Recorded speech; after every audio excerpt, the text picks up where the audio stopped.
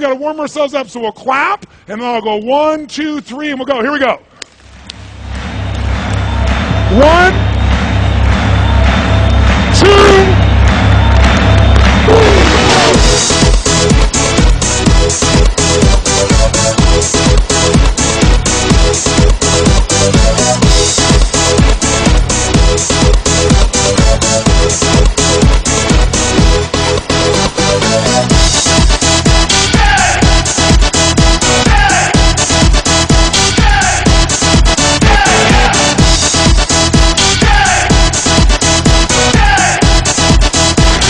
If that feels good, say yes.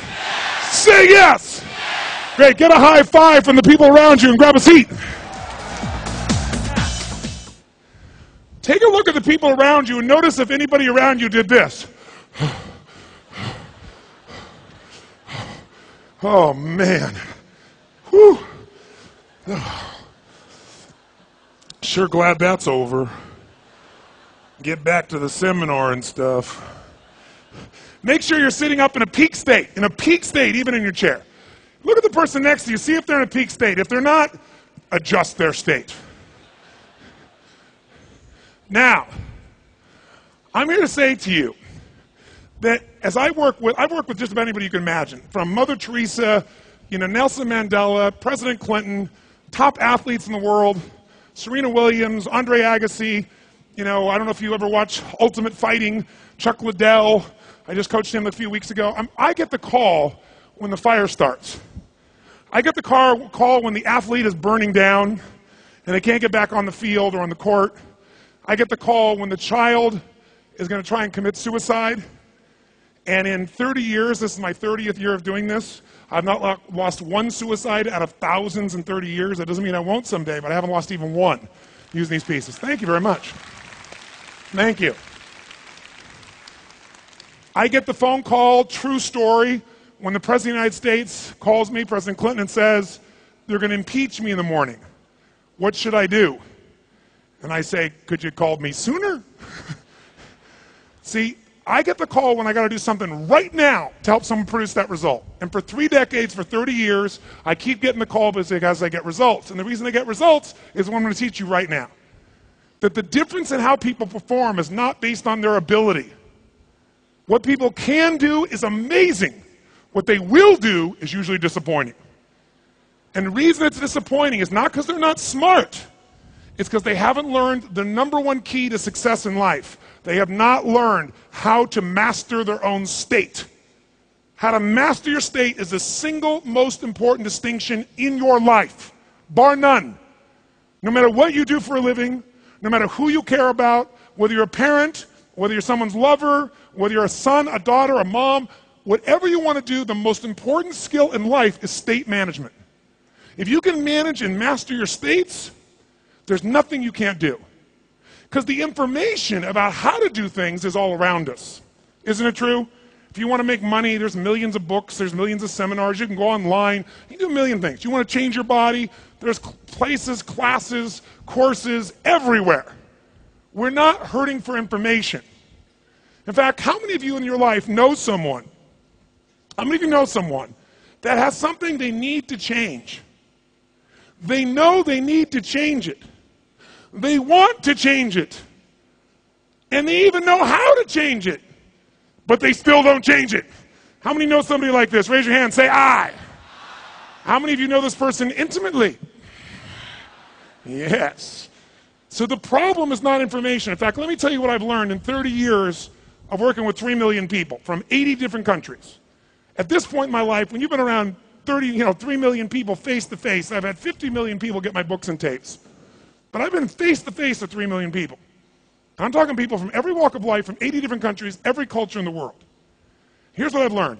80% of success is psychology and 20% is mechanics.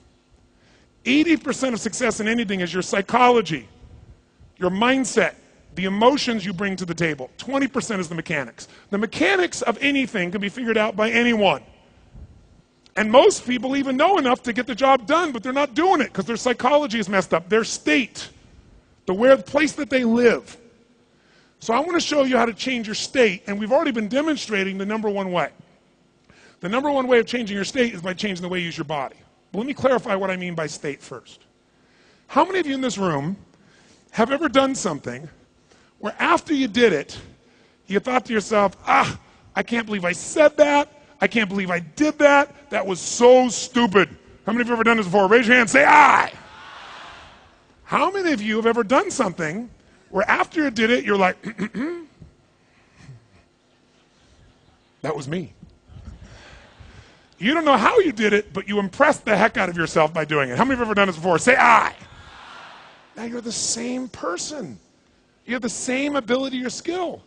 How come in one situation you're brilliant and the other one now you're an idiot? You're the same person. Because whether you succeed or not is not based on intelligence, it's based on state first. State. And here's what's nice. Have you ever gotten in a state of mind where you couldn't remember your own home telephone number or your address or your email or how to spell a difficult word like the? Who's ever been in this place? Come on, raise your hand, say aye. On the other hand, why can't you think of it? You know the answer. Because in that moment, you're in what I call a stupid state. But as you change, when you change your body or change your focus, you go, oh yeah, I remember. Because you get in a new state and the answer is there. So state is the basis of performance. You want to change your results, you want to change anything, you change your state.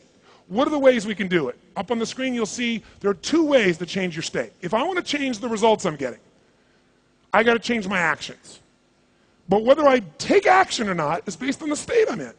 So what are my ways of changing state? My number one way we call a radical change in your physiology. And physiology is just a fancy word for the physical body.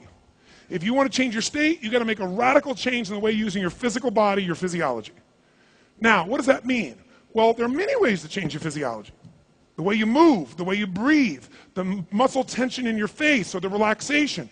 There's a zillion ways to change physiology. Some people, when they don't like the way they feel, how do most people in Asia, when they don't like the way they feel, how do they try to change the way they feel? What do? You tell me. If you don't like the way you feel, what do most people in Asia do to change the way they feel if they want to change it instantly? Shop. Okay, shopping. If you live in Singapore, that seems to be quite inviting.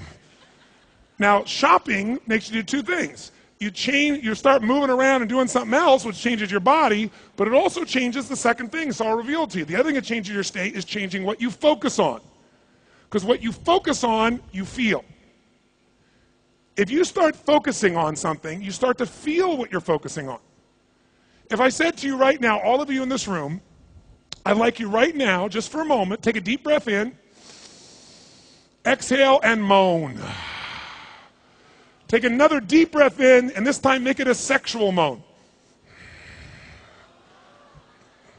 Wow, that one was deeper and louder, I noticed. Now, here's what I want you to do. Close your eyes for a moment, and I want you to focus on and remember one of the most romantic or sexy moments of your life. You don't have to tell anybody, just focus on it. They can't see, it's in your head. Think of one of the most romantic or sexy or sensual moments of your life. If you can't think of anything, that tells us a clue. Now, as you focus on it, take that imagery of what you're focusing on, make it bigger. Bring the image of it closer. Make it sound even better. And if you're feeling pretty good right now, say yes. Now, open your eyes, and the feeling change came. You didn't really change your body this time, did you? You just changed what you're focusing on.